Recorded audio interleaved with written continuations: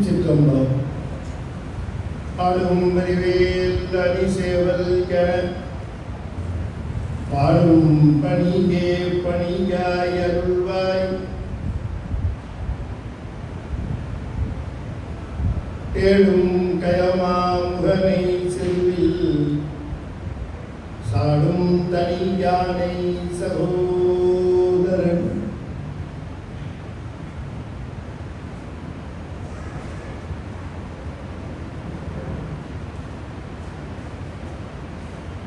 திருச்சிற்றம்பலம். புழியகோன் பொழித்த புகழியர்கோன் கடல் போற்றி ஆழிமிசை கல்மிதப்பில் அணைந்த விரான் அணி போற்றி வாழி திருநாவலூர் வன் தொண்டர் பதம் போற்றி ஊழிமறி திருவாத ஊரர் திருத்தாள் போற்றி. திருச்சிற்றம்பலம். நாளுடைய சிவனே போற்றி நிறைவா போற்றி ஏகம்பத்துரைந்தாய் போற்றி பாகம்பத்துராய் போற்றி பராய்த்துறை மேவி அவரணே போற்றி சிலாப்பழி மேவி சிவனே போற்றி அண்ணாமலை மன்னா போற்றி கண்ணா கடலே போற்றி காவாய் கனகத்திரளே போற்றி கைலானே போற்றி போற்றி வெற்றிவேல் முருகனுக்கு அரோகரா. திருச்சிற்றம்பலம்.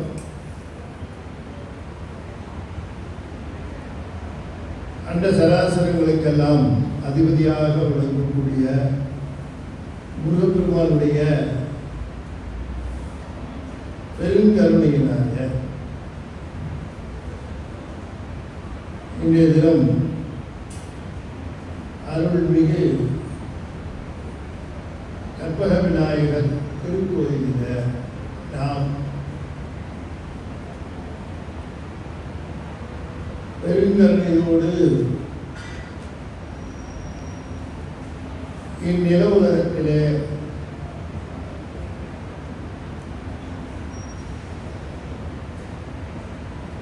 இறைவனுடைய கருணையை பெறுவதற்குரிய உபாயங்களில சிறந்ததாக கருதப்படுகின்ற தொண்டர் கூட்டு என்பதை பற்றி சில செய்திகளை சிந்திப்பதற்கு திருவள்ளுவர் கூறியிருக்கிறது.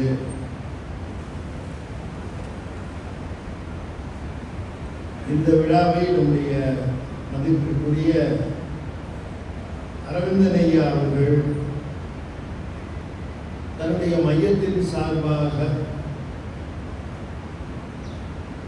கடந்த சில பல வருடங்களாக அவர்கள் நடத்தி வருகின்றார்கள்.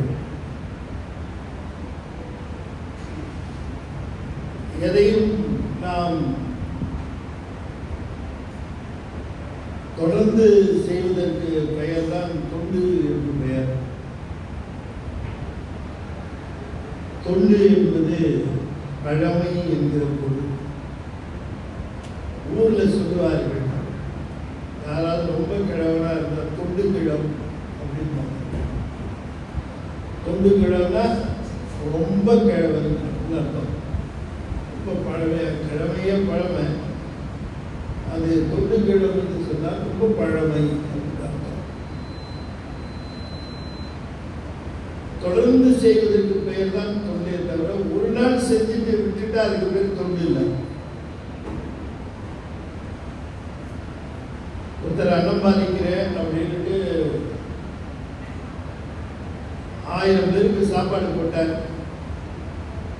அப்புறம் அவ்வளோதான், அதுக்கப்புறம் எதுவும் கிடையாது.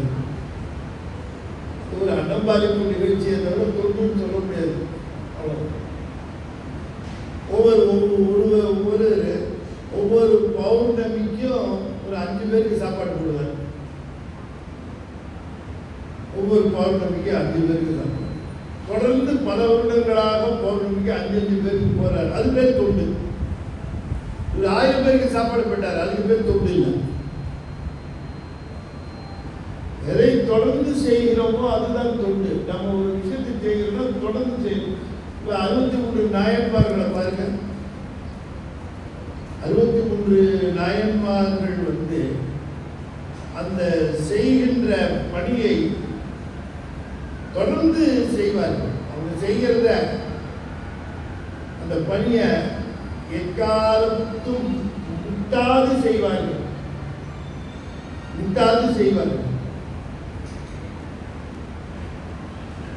ஒரு சிறு தடை வந்தாலும் கூட தங்கள் உயிரை தரித்துக் கொள்ள மாட்டார்கள். அப்ப அந்த பணியை தொடர்ந்து செய்யணும். ஏதோ 2 நாள் செஞ்சுட்டு அதுக்கப்புறம் விட்டுறது இல்லை. அவரை தொடர்ந்து செய்கிறார். ஒரு வெள்ளிக்கிழமையும் தொடர்ந்து செய்கிறார். எது நல்ல நேரம் அப்படின்னா கேலண்டர்ல போட்டுருப்பாங்க. இன்னைக்கு வெள்ளிக்கிழமையா 10:12 ராகுகா. அப்புறம் நல்ல நேரம் காலையில் 7:30 to 9. அப்புறம் மதியம் நேரம். அதனால பலர் என்ன பண்ணுவாங்க, தங்களுடைய செயல்களை செய்வதற்கு இந்த காலம் பார்த்துக்குவாங்க. இந்த காலத்தில் செய்யலாம், இது ராகு காலம், இது யமகண்டம், இது குளிகை அப்படின்னு அதை பார்த்து தேர்ந்தெடுத்து செய்வார். ஆனால் உண்மையிலேயே நல்ல நேரம் எது அப்படின்னு கேட்டா, எப்ப எல்லாம் இறைவனை நீங்கள் நினைக்கிறீர்களோ அதெல்லாம் நல்ல நேரம். அப்ப ராகு காலத்துல நீங்க இறைவனை நினைச்சாலே அது நல்ல நேரம் தான்.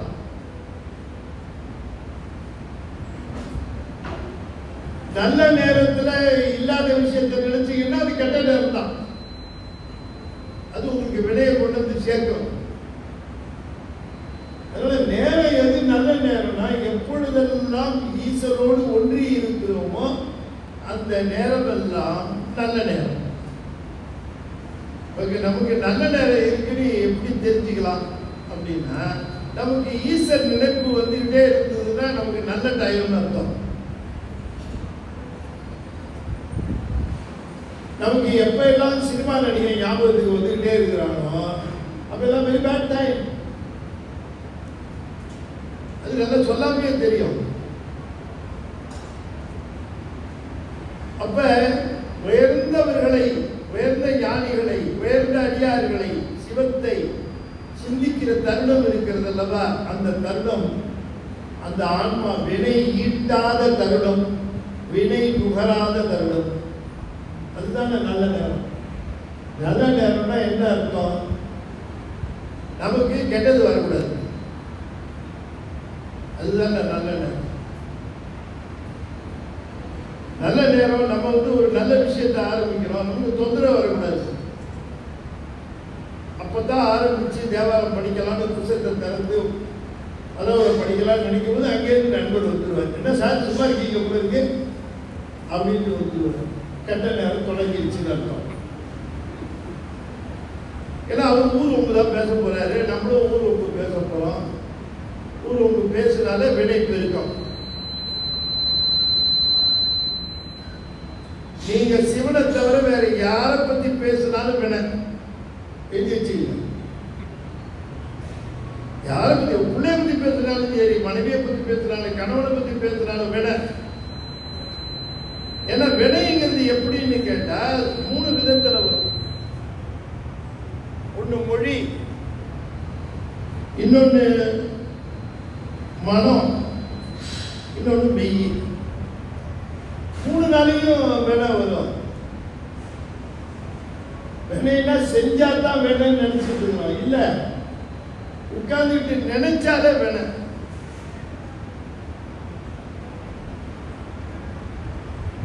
எப்படிதான் இவன் நல்லா இருக்கான்னு தெரியலீங்க.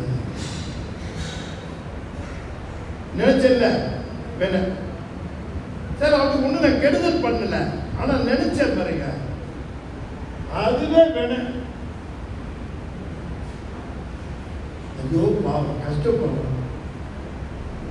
அந்த பிள்ளை நல்ல பிள்ளை, சாமி அவனுக்கு கொஞ்சம் நல்லது பண்ணு, அவன் நல்லா இருக்கட்டும் நினைக்கிறீங்கல்ல. நல்வினை என்னங்க செலவாச்சு இந்த நல்வினை செய்யறதுக்கு? ஒரு செலவு.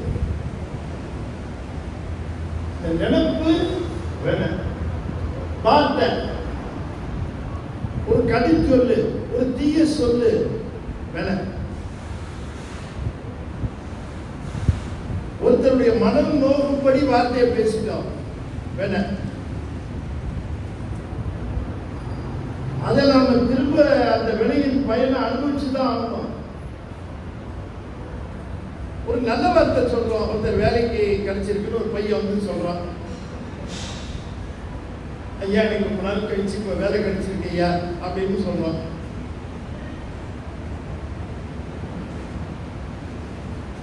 சிலருக்கு உள்ள பொசம் உனக்கெல்லாம் கிடைக்குது, நல்லா இருப்பா, இது நல்லா இருக்குன்னு சொல்றப்பா.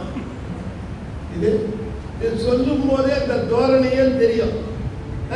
நல்லா இருக்கு, நல்லா இருக்கு, வேலை போகாம பார்த்துக்க, எப்படி ஆசீர்வாதம். சார் நான் ஒரு வீடு கட்டி இருக்கிறேன். அப்படியா? வீடு கட்டிட்டியா? ஏமா ஆத்தோரம் கட்டிட்டு கொடுக்க கவர்மெண்ட் இடிச்சுட்டு போறாப்பா. வீடு கட்டியிருக்கேன்னு சொன்னா நல்ல வார்த்தையா அங்க சுபிஷமா இருப்பா, நல்லா இருக்கு சொல்லாம 2 வார்த்தை, உனக்கு என்ன குறைச்சல்? எடுத்தோடய இடிக்கிறது தான் சொல்லணுமா? ஆத்தோரமா இருக்க கவர்மெண்ட் வந்து இடிச்சுட்டு போறாப்பா அப்படின்னு. இது வேணாம், சொல்லு, நல்ல எண்ணம், செயல், மனமொழி மெய்யால ஈட்டப்பெறுவது வேணும். இப்படி மனமொழி மெய் 3யுமே கற்பனை நாயகர் கொடுத்துட்டீங்கன்னு வச்சுக்கோங்க, சிவபுண்ணியம். சிவபுண்ணியத்தை சேர்க்க சேர்க்க நீங்க உங்களுடைய பகைய நீங்க நெருங்க விடாம தடுப்பீங்க. சிவபுண்ணியம்ங்கிறது நம்முடைய அவுட்டர் லேயர், நம்ம ஒரு ஷெல்டர், ஒரு சேஃப்கார்டு அப்படின்னே சொல்லலாம். நம்ம சிவபுண்ணியம் ஈட்டுறது இல்லை, பசுபுண்ணியம் தான் ஈட்டுறோம். நீங்க சிவபுண்ணியத்தை சம்பாதிக்க சம்பாதிக்க அந்த சிவபுண்ணியம் என்ன ஆகும்னா நம்மளை சுத்தி காவலா நிற்கும். அந்த சிவபுண்ணியம், அந்த சிவபுண்ணியம் மட்டும்தான் வினையின் பயனிலிருந்து நம்மளை காப்பாற்ற முடியுமே தவிர வேற இந்த உலகாயுதமா இருக்கக்கூடிய எந்த பொருளும் நம்ம வினையின் துன்பத்திலிருந்து காப்பாற்ற முடியாது.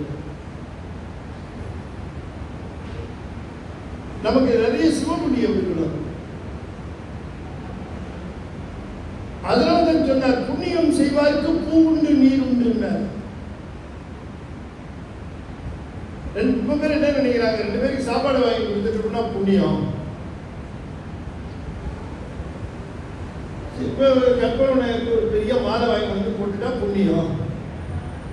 புண்ணியம் தான், ஆனா அது பசு புண்ணியம்.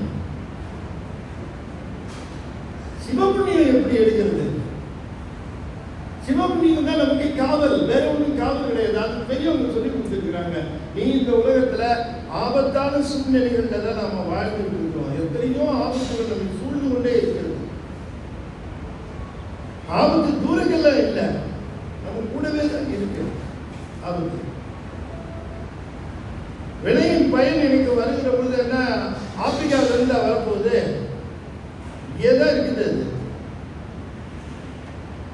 சைவ சித்தாந்தத்தில் ரொம்ப அற்புதமாக சொல்லுவார்கள், நம்முடைய வினைகள் எல்லாம் ஆன்மாவினுடைய புத்தி தத்துவத்துல தான் இருக்கு, வேற எங்கேயும் இல்லை. நம்ம அந்த ரிசர்வாயர் அங்கதான் இருக்கு, அங்கிருந்து எடுத்து இது நுகரும். அப்ப நம்மளை காவல் செய்யறதுக்கு என்ன, உயிருக்கு எது காவல்? 4 செக்யூரிட்டி கார்டு போடுறதா, ஆளுங்களை பத்திரமா போடுறது. அந்த செக்யூரிட்டி எல்லாம் என்ன பண்ணுவாங்க, நம்ம மேல அன்புடையவர்கள் என்ன பண்ணுவாங்க? ஒருத்தரை வந்து எவன் அழைக்க வந்தான், அழுவாங்க கத்துறான், சாமி நான் உன்னை கூப்பிட்டேனே, என்ன எவன் கூப்பிடுறாரு, நான் எப்படி போறது அப்படி கத்துறான்.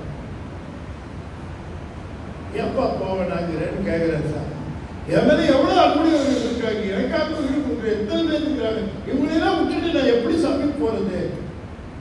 இவங்களை விட்டுட்டா எப்படி போறது சாமி அப்படின்னு. சாமி சொன்னாரு, சரிப்பா நான் உனக்கு ஒரு ஆப்ஷன் தரேன், இப்ப நீ கிளம்பு, உண்மையில ரொம்ப அன்புடையவர்கள் 2 பேரை நீ கூப்பிட்டுக்கலாம். யார் 2 பேர் வரைகிறாங்களோ அவங்களை கூட்டிட்டு வாப்பான்னு. Total area vacant. யாருக்கும் போவ நான் நினைக்கிறேன் என் மேல ரொம்ப அன்புடையவர்கள் இருக்கிறாங்க, என்ன ரொம்ப பார்த்துக்கிறவங்க இருக்கிறாங்க, என் மேல உயிரை வச்சிருக்கிறவங்க இருக்கிறாங்கன்னு நான் நினைக்கலாம். ஆக்டிவா பார்த்துக்கிட்டா விஷயம் என்னன்னு தெரிஞ்சா இந்த பற்று என்று சொல்லக்கூடிய ஒன்று இருக்க பாருங்க, அது ரொம்ப ஆபத்தானது.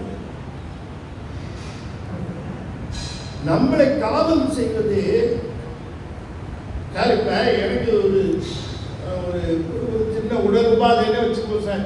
நான் எங்க ஊர்ல இருக்கிறேன், எனக்கு ஒரு சின்ன உடல் உபாதை.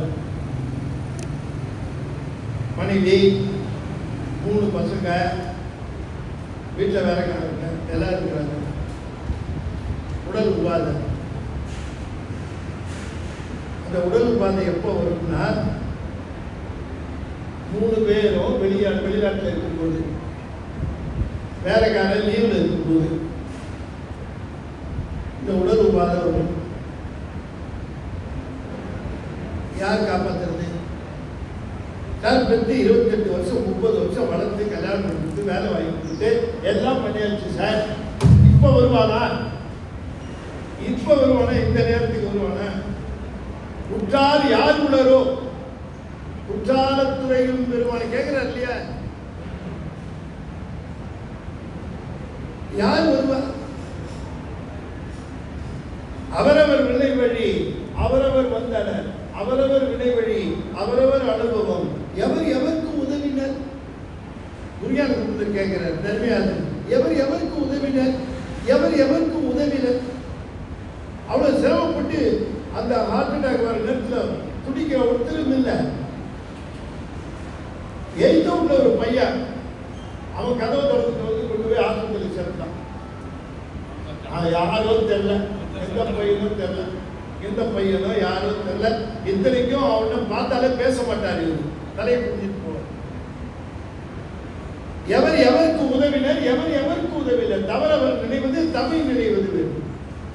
உண்மையான ஒரு நமக்கு காடு எது? காட்னா GUARD, காட். அது எது அப்படின்னு சிவபுண்ணியம். இந்த சிவபுண்ணியம் தான் நம்மளை காப்பாற்றும், நம்மளை பாதுகாக்கும். ஆனா நம்ம அதை பத்தி கவலைப்படுறது இல்லை. நாம சிவபுண்ணியத்தை பத்தி கவலைப்படுறது இல்லை.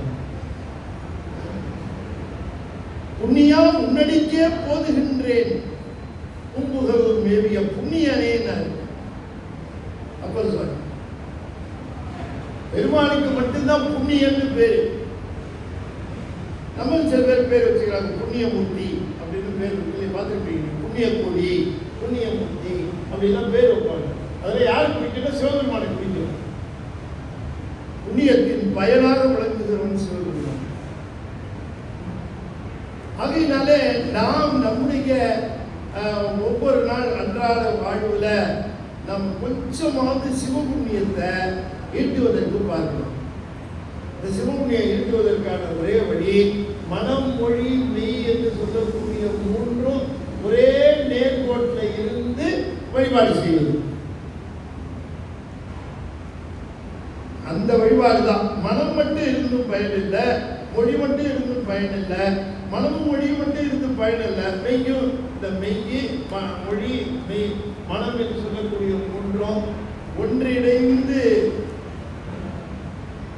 நம்முடன் என்று பார்த்தோம். காஞ்சிபுரத்தில் அம்மையார் சிவபெருமான நேற்று இதில் வந்திருந்தவங்களுக்கு தெரியும். நேற்று அதாவது காஞ்சிபுரத்தில் பெருமாட்டி அம்பாள் சிவபெருமானிடம் ஆகமங்களை கேட்டவள்.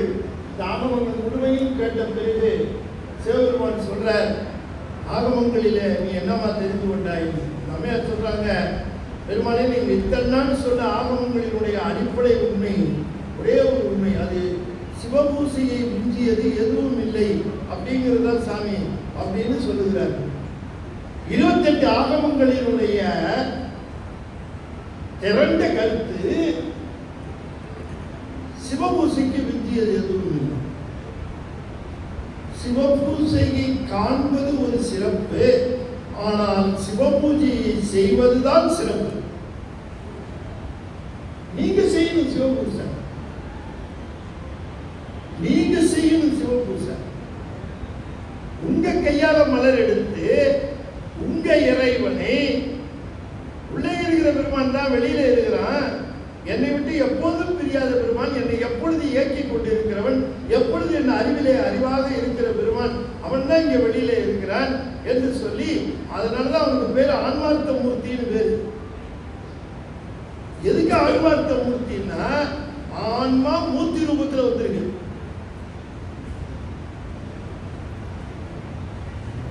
இந்த உள்ள இருக்கக்கூடிய ஆன்மா சிவலிங்கம், அது உள்ள சிவம். அந்த ஆன்மார்த்த மூர்த்தியை பூஜை செய்கிற பொழுது, என் ஆன்மாவிற்கு ஆன்மாவாக, உயிருக்கு உயிராக இருக்கிற பெருமானே என்று அவருக்கு நாம் இந்த சிவ பூஜையை செய்யணும். இதுதான் சாமின்னு சொன்னாங்க. சிவபெருமான் சொன்னார், ஆஹா அற்புதம், பேஷ் அப்படின்னார். சாமி பேஷ்ன்னு சொன்னா பத்தாது, சரியான பதில் சொன்னதுக்கு பரிசு கொடுக்கணுமே அப்படின்னு அம்பாள் கேட்டார். என்னமா பரிசு போடணும், நான் பூசை பண்ணணும், இவ்வளவு சிறப்புடையது சிவபூசைன்னு தெரிஞ்சா அந்த சிவபூசையை நான் செய்யணும். சரிம்மா, நீ சிவபூஜை செய்யறதுக்கு நில உலகம் தான் சரியானது. இந்த பூ உலகம் சிவபூசைக்கு உரித்தான இடம். இங்கதான் பூ இருக்கு, இங்கதான் நீர் இருக்கு. தேவலோகத்தில் நீர் கிடையாது, தாகம் கிடையாது. அங்க பூ பூக்காது. அங்க பிளாஸ்டிக் பூ மாதிரி ஒரு தடவை பூத்துச்சுன்னா வாடவே வாடாது தேவலோகத்துல, அப்படியே நிற்கும். ஆனா இங்கதான் பூ நீர் எல்லாம் இந்த பூலோகத்துல மட்டும்தான் உண்டு. அதனால நீங்க கீழே போய் பூஜை பண்ணுவாங்க. சரிங்க சாமி, நான் போய் கீழே பூஜை பண்றேன். அம்பாளுக்கு சிவபூஜை பண்றதுன்னு ஆசை. சரி சாமி, நான் போய் சிவபூஜை பண்றேன். நீ பூஜை பண்றதுக்கு சிறந்த இடம் தென்னகம்மா. காஞ்சியில் ஒரு இடம் இருக்கு, அங்க ஓடுற நதிக்கு பேரு காஞ்சிமா நதி. அங்கே காஞ்சி வனம் என்று சொல்லக்கூடிய இந்த காஞ்சி மரங்கள் இருக்கிறது. அந்த தோப்புக்குள்ள ஒரு மாமரத்துக்கு, சாமி எதுக்கு இவ்வளவு விவரம் சொல்லிட்டு இருக்கிறீங்க, நான் போய் பார்த்துக்கிறேன் சாமி. நாங்க சரிம்மா போயிட்டு வந்துட்டேன். அம்மா கீழே அவர் சொன்னார், கொஞ்சம் தோழிகளை அழைச்சிட்டு எல்லாரும் வந்தாங்க. கீழே வந்தார், அந்த அம்மையார் வந்தாங்க. காஞ்சிபுரத்துக்கு, காஞ்சி வனம் நிறைந்த இடத்துல காஞ்சி நதி பாய்ந்தது. நல்லா கவனமா கேட்கணும். அம்பாள் சிவபூஜை பண்ணி காஞ்சி ஏகாம்பரேஸ்வரரை வழிபட்ட தலை இப்ப இல்லை. அது அப்படியே பூமி உள்ள போயிடுச்சு. எங்க இருக்கு காஞ்சி நதி? எங்க இருக்கு? அத்தனையும் பிளத்துக்குள்ள போய்விட்டது என்பார்கள். அதன் மேல நிக்கிறது தான் காமகோட்டம் என்பார்கள். அது கீழே போயிடுச்சு மண்ணுக்குள்ள. மேல இருக்கிற காம கோட்டம் அம்பாள் இருக்கிறது. சரி, இப்ப நம்ம பழைய நிலைக்கு போவோம். அம்பாள் வருகிறார், தோழிகளை அழைக்கிறார், சிவபெருமான் இங்க இருக்கிறார், பூஜை பண்ணணும், மலர்களை எல்லாம் இருக்கணும், பூஜையை ஆரம்பிப்போம். சாமி எங்க இருக்காரு பாருங்க. எல்லாம் தேடுறாங்க, கிடைக்கவே இல்லை. அப்ப உடனே அம்பாள் என்ன பண்றா, சாமி கிடைக்கலையே அப்படின்னு சொல்லிட்டு, சரி தேடுனா கிடைக்காது, நம்ம எப்படியாவது பெருமானை இங்க பெற வேண்டும் என்று அம்மையார் என்ன பண்ணாங்கன்னு கேட்டா, தியானம் பண்ணுறாரு. அப்படியே அமர்ந்த நிலையில, உட்கார்ந்த இடத்துல தியானம். தியானம் என்ன அர்த்தம்? மனம், மொழி, மெய் மூணும் ஒரு கோட்டை நிற்கிறது தான் தியானம். அவ்வளவுதான். சொல்லுலகம் பொருளுலகம் என்று சொல்லக்கூடிய இருவேறு பிரபஞ்சமாக இருக்கக்கூடிய சத்த பிரபஞ்சம், அர்த்த பிரபஞ்சம் என்று சொல்லக்கூடிய இருவேறு வகையான பிரபஞ்சங்களினுடைய தாக்குதல் முழுவதும் ஒழிந்து மனமொழி மெய் என்ற மூன்று ஒரு நேர்கோட்டில் நின்றுச்சுன்னா உங்களை யாரும் கையில முடிக்கிறது? ஒருத்தராலும் முடியாது. ஆனா 3 ரோட்டில் நிற்கிறது, அதுல சிக்கல். 3 ஒரு கோட்டில் நிற்கணும் பண்ண அது ஒன்னொன்னு ஒவ்வொரு பக்கத்துல எழுதிட்டு போகணும். உட்கார்ந்து அப்படி நினைக்கலான்னு அப்படி நினைக்க ஆரம்பிச்சா டிங், யாரு திரும்ப பக்கத்துல பெல் அடிக்குது சத்தம்.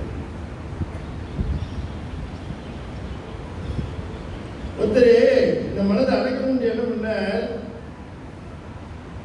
இங்க ஊருக்குள்ள இருந்தாலும் சரியா வராது, எல்லா தொந்தரவும் ஜாஸ்தியா இருக்கு. நான் ஊருக்கு வெளியே போயிருக்கேன்.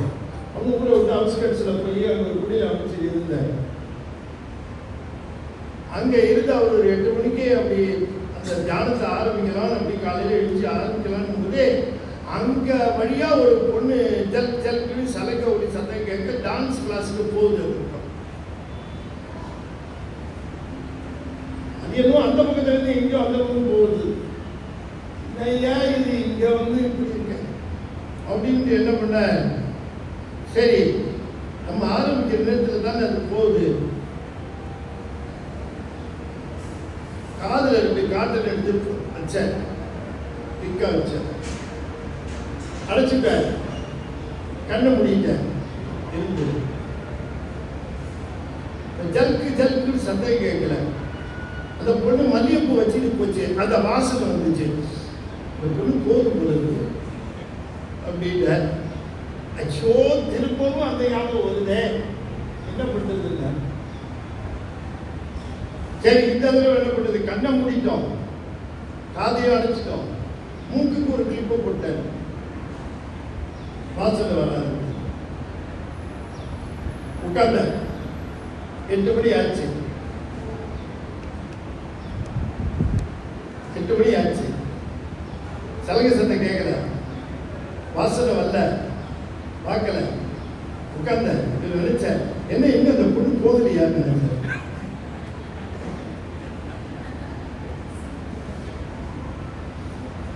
அங்க போய் உட்கார்ந்து திரும்ப மனம் ஒரு நுட்பமான கருவி. அதை டாக்டர் கூட அனலைஸ் பண்ண முடியல, கண்டுபிடிக்க முடியல. எந்த டாக்டரும் மனசுக்கு ட்ரீட்மெண்ட் கொடுக்கறது இல்லை, பிரெயினுக்கு தான் ட்ரீட்மெண்ட் கொடுக்குறாங்க. ஆனா மனம்ன்றது வேற, அது ரொம்ப நுட்பமான கருவி. அது 4 டயர்ல ஒர்க் பண்ணுது.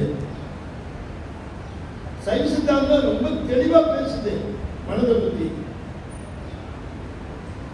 அப்ப இந்த மனம் இது அடக்கணும். அம்பாள் என்ன பண்ணா, ஏன் உட்கார்ந்த சிவபெருமான பார்க்கணும். நெஞ்சம் ஈசனை காண்பதே விரும்பி, மனசுல ஒரே ஒரு விருப்பம், சிவபெருமானை பார்க்க, வேற எந்த தாட்சுக்கும் இடம் இல்லை. நெஞ்சம் ஈசனை காண்பதே விரும்பி,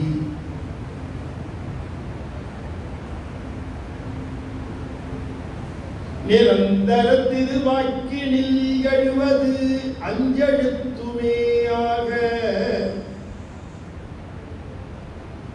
ஓம் சிவாய,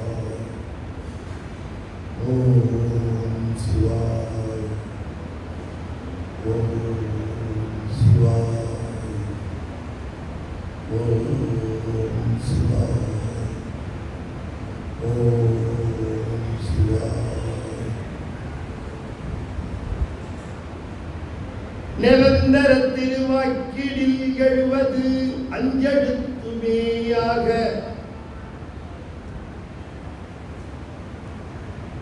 செங்கை உச்சி குப்பிய கைகளோடு, அப்படி கையெடுத்து உச்சி தாய்ப்பா என்ன செஞ்சார், 3 சிவனை காண்பதே நோக்கம், நினைப்பு. வாக்கில 5 எழுத்து மொழி. 3வது மெய்யே, உச்சி குப்பிய கை தொழுது. 3 செய்து தியானித்தாள். நீங்க என்ன தரிப்பரோ அவர்தம் தனிப்பெரும் கணவர். 3 செய்த உடனே அவரால் தாங்க முடியலையா, என்ன பண்ணாரு, அம்மையார் எந்த இடத்திலே அமர்ந்து தியானம் செய்தார்களோ அந்த இடத்துக்கு நேராகவே ஒரு மாமரம் முளைத்ததாம். அதான் ஏகாம்பரம். ஒரே ஒரு மரம் தான் இருக்கும், ஏகாம்பரம். அம்பரம்னா மாமரம், ஏகாம்பரம். ஒத்த மாமரம் இருக்கு. இந்த ஒத்த மாமரத்தினுடைய சிறப்பு என்னன்னு சொல்லுங்க. அவ்வளவு சிறப்பு.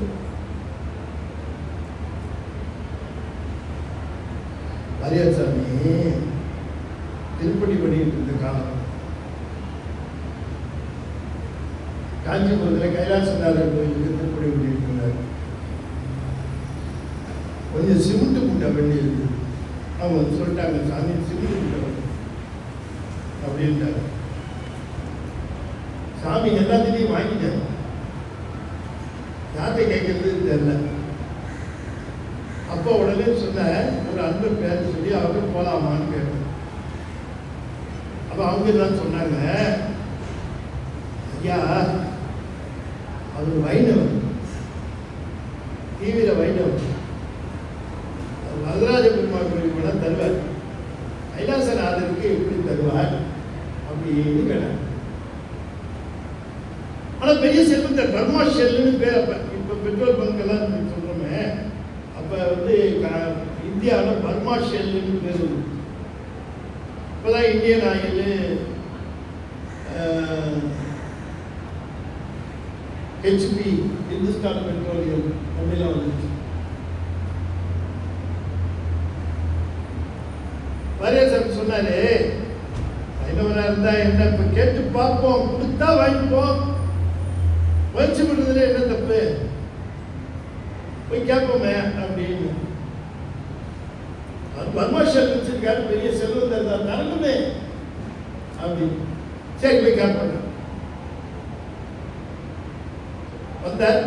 வந்த உடனே அந்த வைணவர் வாங்க வாங்க வாங்க வரவேற்றார். வரவேற்று உட்கார வச்சார். சாமி என்ன சாப்பிட்றீங்க? அதெல்லாம் இருக்கட்டும்பா, உங்கள்கிட்ட ஒரு உதவிக்காக வந்தார். சொல்லுப்பா, சொல்லுங்க ஐயா, இந்த சிமெண்ட் கொடுத்த போகணும், ஏதாவது வாங்கிட்டு வரும். சாமி நான் உங்கள்கிட்ட ஒரு விஷயம் சொல்லணும்னு நினைக்கிறேன், இது தக்க தருணம் சொல்லணும்னு நினைக்கிறேன். சாமி நீண்ட நாளா எங்களுக்கு குழந்தை பேர் இல்லை, நீண்ட நாளா எங்களுக்கு குழந்தை பேர் இல்லை. அதனால நாங்கள் ரொம்ப மனம் வந்து இருந்தோம். செல்வம் இருக்கு, ஆனால் சந்தான பேர் இல்லை. ரொம்ப மன வருத்தத்தோட இருந்தோம். அப்ப என்னுடைய மனைவி ஒரு நாள் என்கிட்ட சொன்னா, எங்கிற கோயிலுக்கெல்லாம் போயாச்சு. மனைவி சொன்னா, நான் ஒன்று சொல்றேன், கோச்சிக்காதீங்க, எனக்கு என்னவோ ஏகாம்பரநாதர் கோயிலுக்கு போயிட்டு வரணும்னு தோணுது. அதனால ஏகாம்பரேஸ்வரர் கோயிலில் போய் வேண்டிக்கிட்டா என்ன நம்ம குழந்தைக்கு அப்படின்னு அம்மையார் கேட்டாங்க. இவர் சொல்ற, நான் அது கேட்டேன், என்ன இருந்தாலும் அவன் தாய், அவன் விரும்புகிறார், நம்ம அதை எப்படி மறுக்கிறது? எனக்கு நான் வைணவன், பெருமாள் கோயில் மட்டுமே போகிற ஒரு மரபு உடையவன், அந்த ஆச்சாரம் உடையவன். சிவன் கோயிலுக்கு போனால் சொந்தக்காரன் கூட திட்டுவான். இருந்தாலும் மனைவியுடைய முகத்தை பார்த்து சரி அதையும் முயற்சி பண்ணி பார்த்துருவோம் அப்படின்ட்டு சரிம்மா போகலான்னு போனோம். போய் ஏகாம்பரேஸ்வரரை வழிபாடு செய்துட்டு அங்கே சுற்று பிரகாரத்தில் ஒரு மாமரம் இருக்கும். நீங்கள் போனவங்களுக்கு தெரியும், ஒரு மாமரம் எத்தனை வருஷம்னு தெரியாது, இன்னொரு மரம் துளுத்துருச்சு. அங்கே அந்த பழைய மரம், அதன் கீழே அம்மையப்பெல்லாம் சாமி இருப்பார். அந்த மாமரத்தை மனைவி வனம் வந்தார். வரும்போது அந்த மாமரத்திலிருந்து அவருடைய இடது தோள் மேல ஒரு மாம் பிஞ்சு கொத்துன்னு விழுந்தது. எனக்கு ஒரு மாம்பிஞ்சு விழுந்தது, கீழே மாவிடு மாதிரி கிடந்தது. உடனே அதை புரிஞ்சு கையில் எடுத்துக்கிட்டார். சாமியை கொடுத்திருக்கிற பிரசாதம் இது அப்படின்னு அவன் சரிம்மா அப்படின்னு அதை கொண்டு வந்து வீட்டில் பூஜை பண்ணி சாப்பிட்டா. அவளை சாமியை நம்ப மாட்டீங்க, 2 மாசத்துல கருத்தரிச்சுட்டாங்க. எங்கேயும் நடக்காத ஒரு பெரிய அதிசயம். என் மனைவி கருத்தரிச்சு, எங்களுக்கு சொல்லலாத மகிழ்ச்சி. பிறகு 10 மாதம் கழித்து அற்புதமான ஒரு பெண் குழந்தையை ஈன்றெடுத்தார். அற்புதமான பெண் குழந்தையை ஈன்றெடுத்தார். எங்களுக்கெல்லாம் ரொம்ப மகிழ்ச்சி. உண்மையிலேயே ஏகாம்பரேஸ்வரர் எங்களுக்கு அன்பு செய்தார். பலரும் சொன்னார்கள், அவன் பக்தியினால கிடைச்சிருப்பான்னு. ஆனா எனக்கு தான் தெரியும் யாரால கிடைச்சது. ஆனா சிவபெருமான் ஒரு திருவிளையாடல் செய்தார். அதுதான் இங்க இருக்கிறதுலயே பெருசு. அற்புதமா பிறந்த குழந்தை அதை பார்க்கிற பொழுது அது இடது தோளுக்கு இந்த பக்கமா ஒரு மாவிட சைஸ்ல ஒரு மச்சம், எங்கே என் மனைவிக்கு அந்த மாம்பிஞ்சி விழுந்ததோ அதே இடத்துல அந்த குழந்தைக்கு மச்சம் இருந்தது. அந்த மச்சம் மாவிட சைஸ்ல இருந்தது, பச்சையா இருந்தது. அது என்னத்தை சொல்லிச்சுன்னா, ஏய் நீ அதுக்கப்புறம் என்ன நீ மறந்துடக்கூடாது, இந்த குழந்தை யாரால வந்ததுங்கிறது தெரியாம போயிடக்கூடாது, இது ஏகாம்பரன் கொடுத்த கோயில்னு தெரியணும்னாலே தன் முத்திரையை போட்டு எங்கள் சிவபெருமான் அனுப்பி விட்டாருங்க. ஸ்டாம்ப் போட்டு அனுப்பிச்சிட்டேன். ஏன்னா ஒரு பக்கம் சொல்ற திருமாலையும் வேணும் இல்லையா, அதனாலே வந்து சொல்லலாம் இல்லையா. ஆனா அப்படி இல்லை. இந்த குழந்தை ஸ்பெஷல் குழந்தை ஏகாம்பரேஸ்வரர். அப்படிப்பட்ட ஒரு சிறப்பு மிக்க மாமரம் தோன்றிச்சு, முளைத்து எழுந்து. அந்த மாமரத்தின் கீழே சிவலிங்கம் இருந்தது. அம்பிகை அதனை வழிபடுகின்றார், சிவபூஜை செய்கிறார். அப்ப சிவபூஜை எவ்வளவு உயர்வு, நம்ம கையால் செய்யணும். சிவபூஜைங்கிறது மற்றவர்கள் செய்து பார்ப்பது என்பது அது ஒண்ணுதான். ஆனா நம்மளே சிவபூஜை. இந்த பாப்பா ஒரு கேள்வி கேட்கணுமா? பாடத்துல எல்லாம் கேட்க மாட்டேன், சயின்ஸ்ல எல்லாம் கேட்க மாட்டேன், பேப்பர் கேட்கட்டுமா? தமிழ் தெரியாதா? தெரியுமா? தமிழ் தெரியுமா? தமிழ் ஒரு can I ask a question? A very simple question. உனக்கு பசி வந்தா என்ன பண்ணுவ? பசி வந்து என்ன பண்ணுவ? என்ன சொல்ல?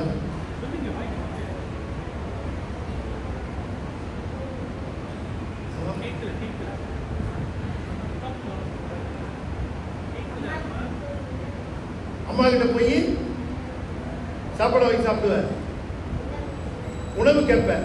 அம்மா கிட்ட போய் உணவு கேட்பேன், பசிக்கு உணவு கேட்பேன். அப்ப பசி போகணும்னா நீ உணவு சாப்பிடுவ, அப்படித்தானே? அப்படித்தானே? நீ சாப்பாடு வாங்கி சாப்பிடுவ பசிக்குது தான். இல்லாட்டி அம்மா கிட்ட போய், அம்மா எனக்கு ரொம்ப பசிக்குது, நீ கொஞ்சம் உணவு சாப்பிட்டுருமா, எனக்கு பசி போயிடுன்னு சொல்லுவியா? என்னங்க, ஒருவருக்கு உறக்கம் வருகிறது, அவர் என்ன செய்யணும்? அவர் போய் படுத்து தூங்கணும். மனைவியை கூப்பிட்டு, என் மேல ரொம்ப அன்புடையவனே, எனக்கு ரொம்ப உறக்கம் வருகிறது, நீ போய் படுத்துட்டு முன்னாடி தூங்கு.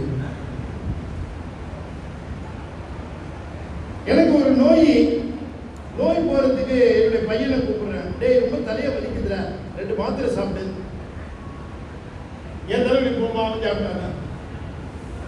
என் பசிக்கு நான் சாப்பிடணும், என் நோய்க்கு நான் மருந்து சாப்பிடணும். அப்ப என் வேணா தெரிஞ்சதுக்கு நான் தானே பூசை பண்ணணும். யாரோ அந்த பூசை பண்ணா எப்படிங்க என்னோடது போகும்? லாஜிக்கல். நான் சொல்றது, நீங்க சிவபூஜை பண்ணுங்க, மலர் எடுத்துக்கோங்க, ஒரு விளக்கை எடுத்துங்க. ஈசனடி போற்றி, எந்த அடி போற்றி, தேசனடி போற்றி, சிவன் சேவடி போற்றி, நேயத்தே நின்ற நிமலனடி போற்றி, மாயம் பிறப்பருக்கும் மன்னனடி போற்றி, சீரார் பெருந்துரையிடம் தேவனடி போற்றி, ஆராத இன்பம் அருளும் மலை போற்றி,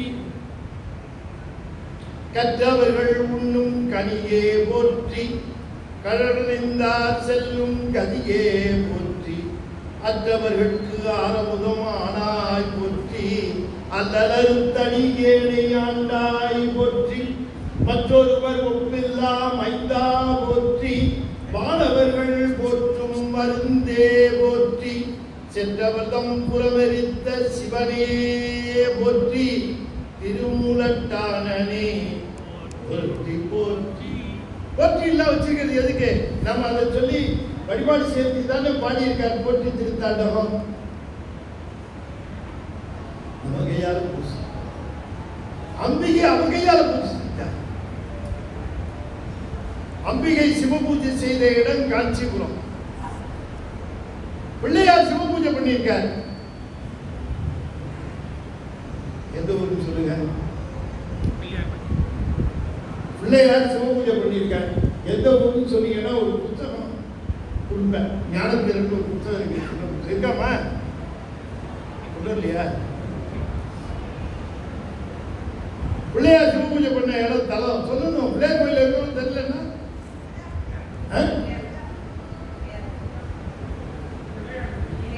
அதை அப்படி வச்சுக்கிறாங்க.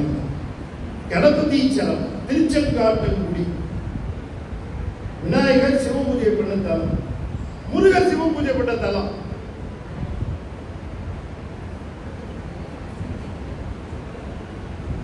திருச்செந்தூர், சேங்கனூர் முருகன் சிவபூஜை பண்ண, பிரம்மா சிவபூஜை பண்ண தலம் பிரம்மபுரம், திருமால் சிவபூஜை பண்ண இடம் திருமால் பேரு, இந்திரன் சிவபூஜை பண்ண இடம் சீர்காழி,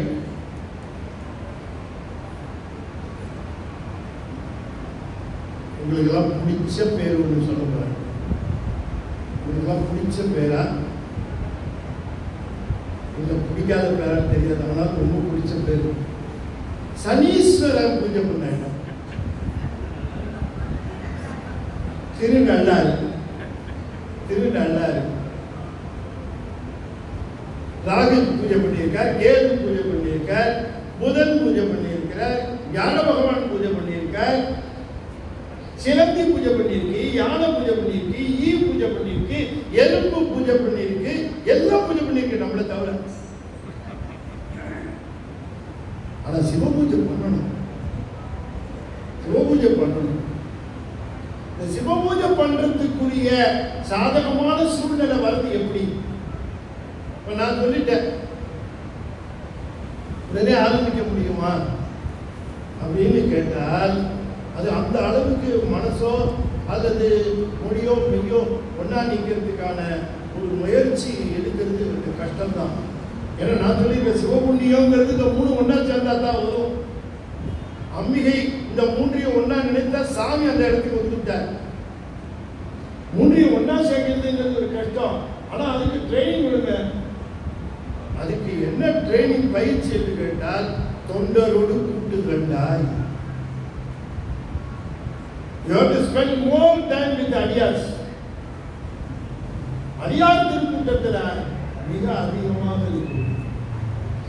உடையாள் உந்த நடு இருக்கும், உடையாள் நடுவுள் நீ இருத்தி, அடியேன் நடுவுள் இருவீரும் இருப்பதானால், அடியேன் உன் அடியார் நடுவுள் இருக்கும் அருளை புரியாய்.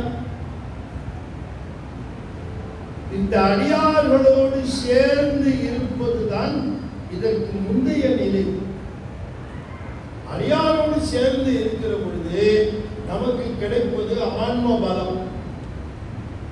ஆகையினாலே நம்ம இப்படி தனியா இருந்தால் நம்முடைய ஆன்ம பலம் தனியா நிற்கும். ஆனா அத்தனை அடியார்களும் சேர்ந்து இருக்கிற பொழுது, அத்தனை பேரும் ஒரு பொருளின் மேலே நினைவை வைத்திருக்கிற காரணத்தினாலே, எல்லோரும் ஒரு சிந்தனையில இருக்கிற காரணத்தினாலே அத்தனை பேருடைய ஆன்ம பலமும் நமக்கு வரும்.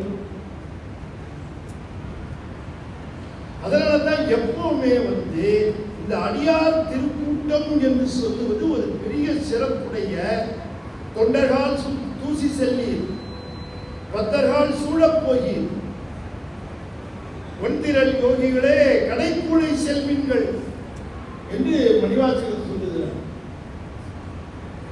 அடியார் பெருமக்களோடும் தொண்டர்களோடும் நாம் அடிக்கடி நம்முடைய நேரத்தை செலவு செய்யும். எடுத்தோடனே நான் போய் என்னுடைய தனிப்பட்ட பூசையை நான் வலுப்படுத்திக் கொள்கிறேன் என்பது கடினம். அடியார் திருக்கூட்டத்திலே இருந்து, அடியார் கூட்டத்திலே இருந்து நேரு பூசிய அடியார்கள், அந்த அடியார்களோடு இருந்து அவர்களோடு ஒத்த சிந்தனையிலே இருந்து அவர்களுக்கு தொண்டு செய்து அங்கே நடக்கிற தொண்டுகளிலே பங்கு பெற்று இப்படியாக நம்முடைய அறிவை செம்மைப்படுத்திக் கொண்டே வந்து மனம், மொழி, மெய் மூன்றும் செம்மையாகிற பொழுது நாம் சிவபூஜை செய்கிற பொழுது நம்மோடு ஒன்று கிடைக்கும். ஆகவே நாம் பெறுகின்ற பயிற்சியில சிறப்பான பயிற்சி எது என்று கேட்டால் தொண்டர்களோடு நம்முடைய நேரத்தை நாம் செலவு செய்தோம்.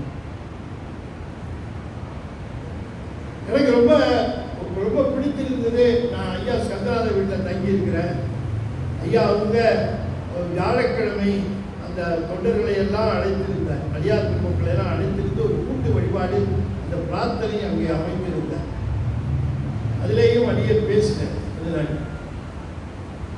அப்ப அந்த அடியார்கள் எல்லாம் வந்து சேர்கிற பொழுது, அவர்களோடு இருக்கிற பொழுது கிடைக்கின்ற ஆன்ம பலம் என்பது நமக்கு வந்து எல்லாருடைய ஆன்ம பலமும் நமக்கு சேர்ந்த நிலையில விளங்கும்.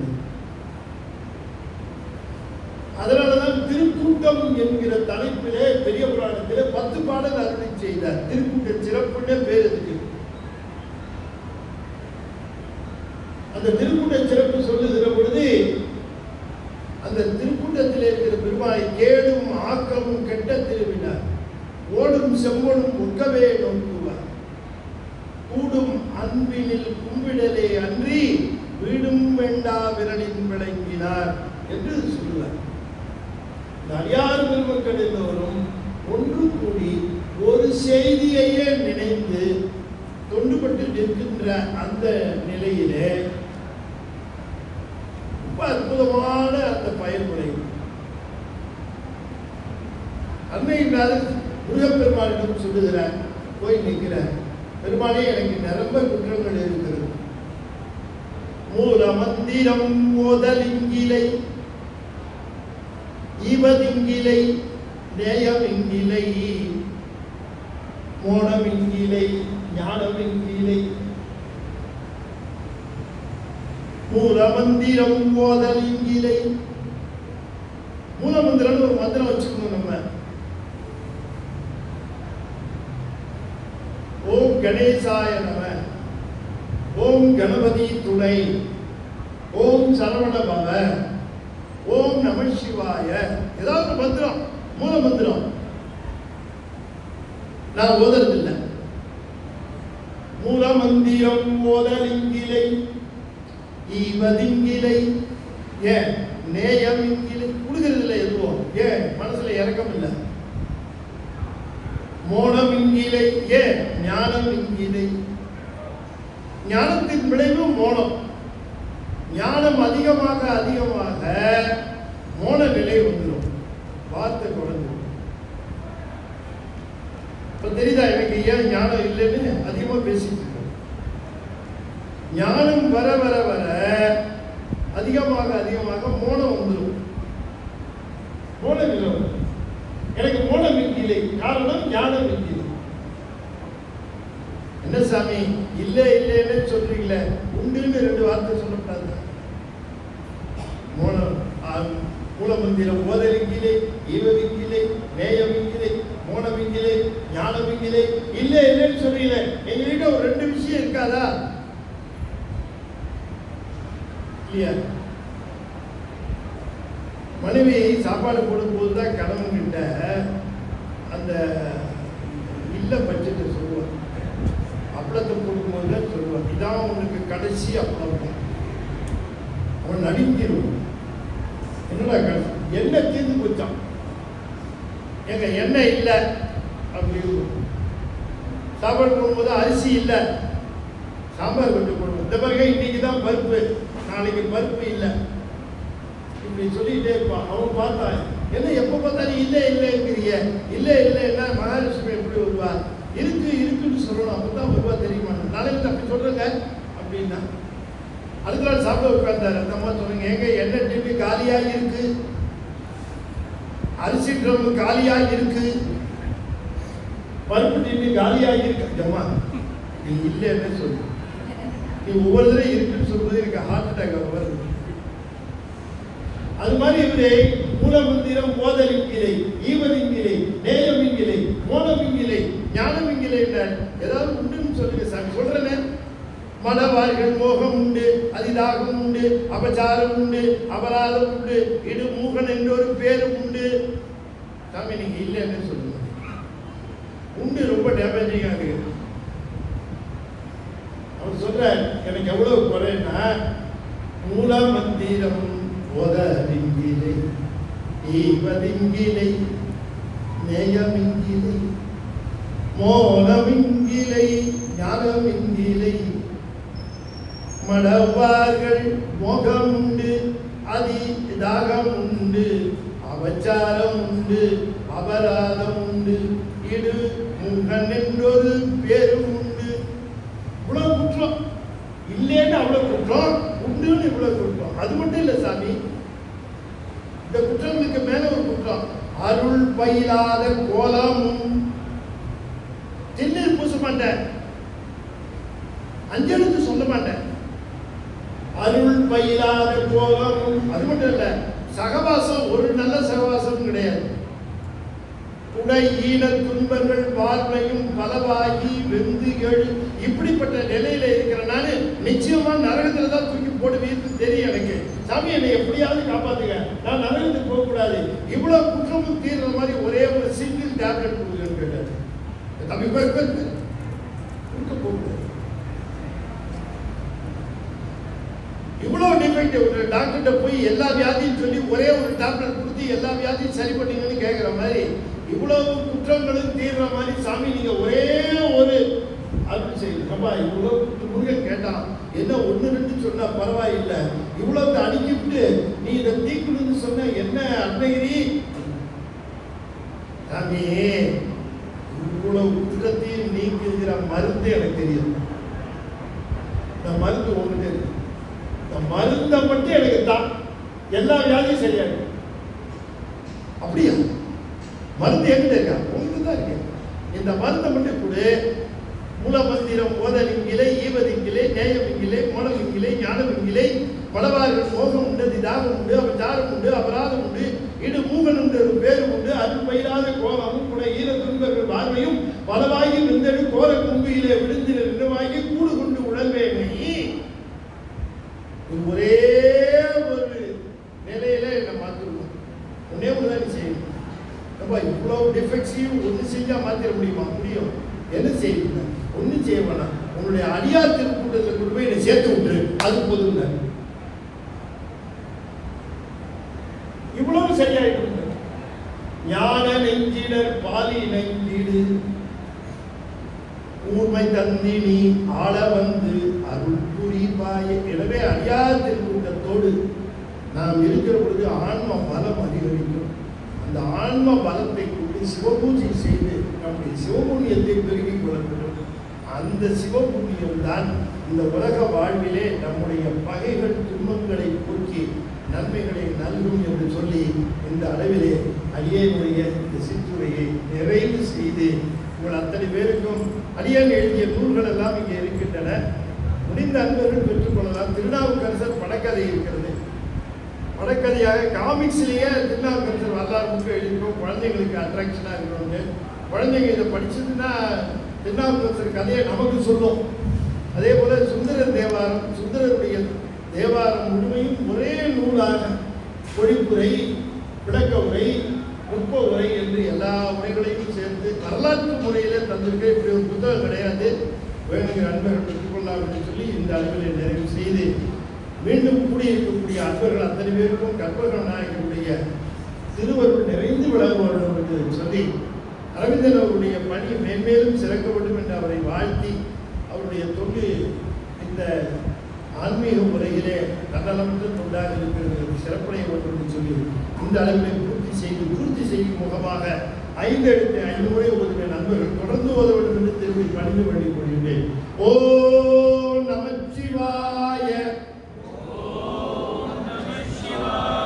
ஓம் நமச்சிவாய ஓம் நமச்சிவாய